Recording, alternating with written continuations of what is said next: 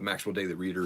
It's been an awesome book so far, and make sure you hit that subscribe button, catch these videos every day. My podcast drops 7 a.m. every Friday, which is just in about an hour and a half.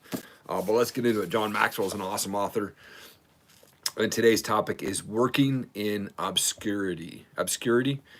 So let's talk about this here. He says, I think very highly of the importance of leadership. I guess that's obvious for a guy whose motto is everything rises and falls on leadership. Occasionally, someone will ask me about how ego fits into the leadership equation.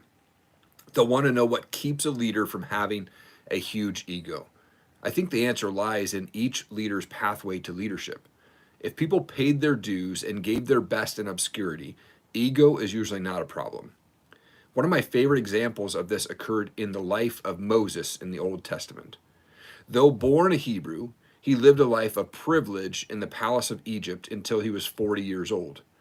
But after killing an Egyptian, he was exiled to the desert for 40 years.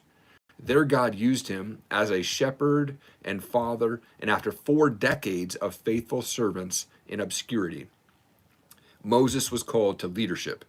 Scripture says that by the time he was the most humble man in the world, Bill Purvis, the senior pastor of a large church in Columbus, Georgia, said, if you do what you can with what you have, where you are, then God won't leave you where you are, and he'll increase what you have.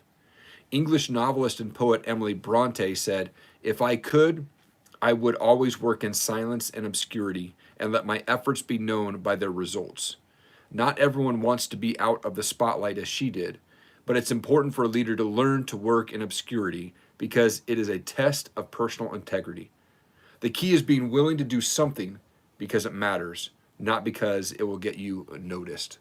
And that's from his book, The 360-Degree Leader. I actually just got done reading that part of the Bible myself, and man, it's such an awesome story.